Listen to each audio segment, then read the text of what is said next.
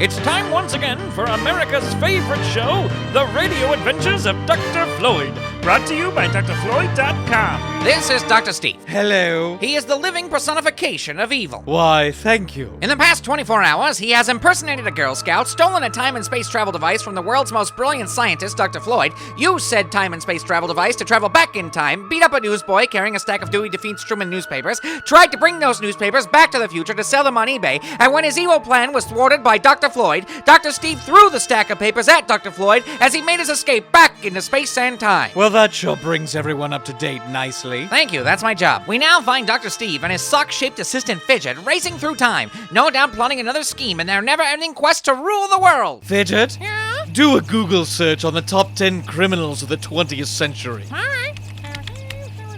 Who's number one on the list? Al Capone. Al Capone? I'm a million times more worse than Al Capone is, aren't I? Yeah. Well, I can show the world how bad I really am. Fidgert, set a course for the Lexington Hotel in Chicago, the year 1929.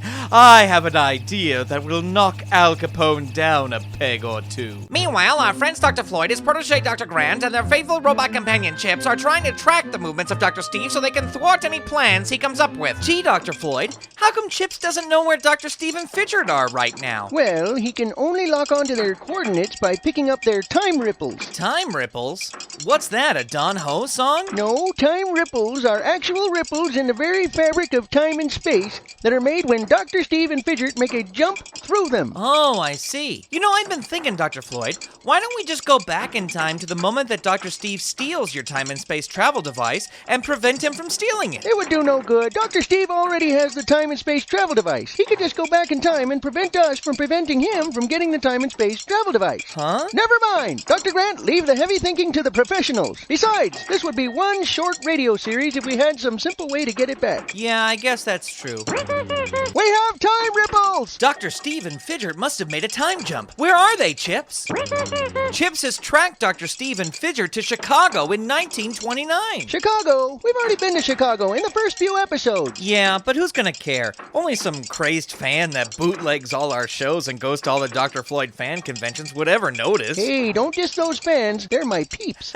You're so street, Dr. Floyd. Word, homie. What kind of evil machinations does Dr. Steve have in store for Al Capone? Will our heroes get there in time to prevent Dr. Steve from tampering with history? And would they want to try and save Al Capone anyway? You'll find out the answers to these and other moral quandaries next week when you'll hear Dr. Floyd say...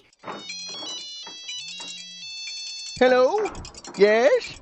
Well, just try hitting Control-Alt-Delete. Did it work? Good. Okay, bye. Who was that, Dr. Floyd? Bill Gates. All in the next episode of The Radio Adventures of Dr. Floyd!